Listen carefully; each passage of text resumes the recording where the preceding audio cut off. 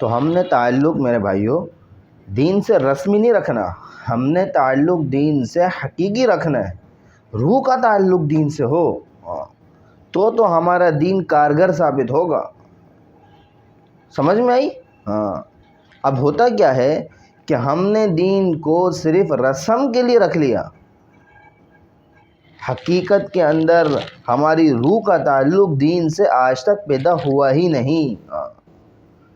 دیکھیں، جو چیز رسمی ہوتی ہے اس کے ساتھ لوگ کھیل کھیلا کرتے ہیں، اور جو چیز حقیقت ہوا کرتی ہے، جس چیز کی حقیقت دل کے اندر اتری ہوا کرتی ہے، وہ چیز کھیل نہیں ہوا کرتی۔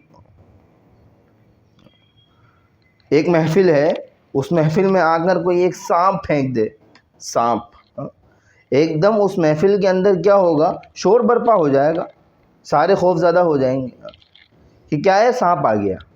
لیکن جیسے ہی اس سانپ کی حقیقت لوگوں کے سامنے آئے گی کہ بھائی یہ پلاسٹک کا سانپ ہے، نقلی سانپ ہے، تو کیا ہوگا؟ لوگ مطمئن ہو جائیں گے۔ کیوں؟ پہلے والا جو تعلق تھا، پہلے جو سانپ ان کے سامنے آیا وہ اس طور پر تھا کہ وہ اصلی تھا، حقیقی طور پر سانپ تھا، تو لوگ خوف زدہ ہو گئے۔ لیکن جب پتہ چلا کہ یہ سانپ اصلی نہیں بلکہ نقلی کھلونے کا سانپ ہے، تو کیا ہوا؟ لوگ مطمئن ہو گئے، اور اب اس سانپ کو کوئی ادھر سے ادھر پھینک رہا ہے، کوئی ادھر سے ادھر پھینک رہا ہے۔ اب ان لوگوں نے اس کے ساتھ تعلق کیا رکھ لیا؟ رسمی رکھ لیا۔ تو آج ہم نے اپنے دین کے ساتھ جو تعلق بنایا وہ رسمی تو بنایا، لیکن حقیقی اور روح کا تعلق دین سے نہیں بنایا۔ جس کا دین سے تعلق ہوتا ہے حقیقی طور پر، وہ آزمائش میں مبتلا ہوتا ہے۔ اللہ سبحانہ و تعالی اس سے آزمائشیں لیتے ہیں اور اس کو جانچتے ہیں کہ میرا بندہ کتنا دین پر مضبوط ہے، کتنا دین پر مضبوط ہے۔ لوگ کہتے ہیں کہ ہم تو دین پر چل رہے ہیں، ہمیں تو کوئی آزمائش نہیں آتی۔ ایسا نہیں ہے، دین پر چلنے والے کے اوپر آزمائش کا آنا ضروری ہے۔ کچھ وقفے سے آئے گی، فوراً آ جائے گی، لیکن آئے گی۔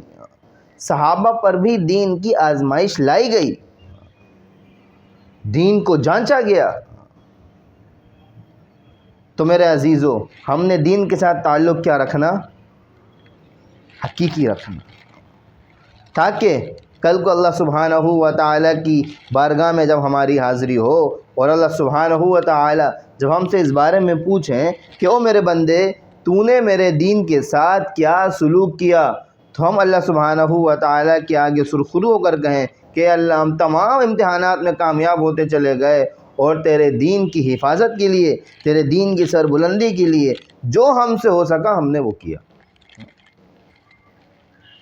آج چونکہ دین سے ہمارا تعلق رسمی ہے، اس لیے ہمارا دنیا کی رسم و رواجوں کو نہیں چھوڑا جاتا، بلکہ جتنی بھی غیر شرعی رسم و رواج ہیں دین کے مقابلے میں ہم ان پر تو چلتے ہیں، لیکن دین کو پس پش ڈال دیتے ہیں۔ تعلق دین سے نہیں ہے، دنیا سے مضبوط ہے، دین سے کیا ہے؟ رسمی ہے۔ تو دنیا سے تعلق کو رسمی بنانا، دین سے تعلق کو مضبوط بنانا۔ وہ ایک بلال کی شعر ہے نا، اقبال کا شعر ہے، کیا ہے کہ رسم اذانی تو رہی بلال، روح بلالی نہ رہی۔ ہاں، رسم اذانی تو رہی، روح بلالی نہ رہی۔ تو میرے بھائیو، رسم اذانی کیا ہے؟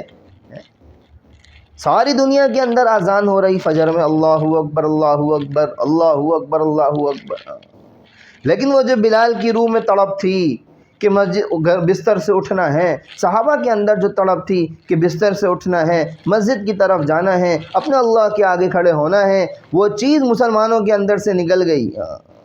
خوبصورت بناوٹی اذانیں تو ہر محلے میں ملیں گی، لیکن نمازی نہیں ملیں گے۔ ایک صف، دو صف، بہت زیادہ تیر مار لیا، 3 صف۔ تو میرے بھائیو بزرگوں، رسم اذانی کے ساتھ ساتھ روح بلالی کو بھی دل میں زندہ کرنا ہے، تو دین کا تعلق مضبوط ہوگا۔ اگر اسی دین کے ساتھ دنیا سے چلے گئے تو میرے بھائیو بزرگوں بہت گھاٹے کا سودا ہوگا. بہت لمبا سفر ہے, بہت لمبا سفر ہے. صحابہ نے زندگیاں لگا دی صرف دین کے اوپر جمنے کے لیے. صحابہ نے زندگیاں لگا دیں, سب کچھ قربان کر دیا.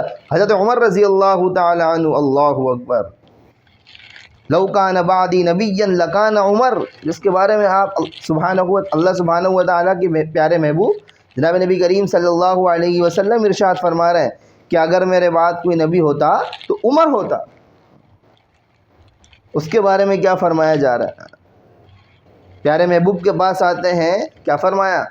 یا رسول اللہ, مجھے سب سے زیادہ آپ سے محبت ہے. پورا جملہ کیا تھا؟ میرے ماں باپ کے بعد مجھے سب سے زیادہ آپ سے محبت ہے. آپ نے فرمایا نہیں عمر, تیرا دین جب تک مکمل نہیں ہو سکتا جب تک میں تجھے سب سے زیادہ محبوب نہ ہو جاؤں, یعنی کہ تیرے ماں باپ سے بھی زیادہ تجھے محبوب نہ ہو جاؤں.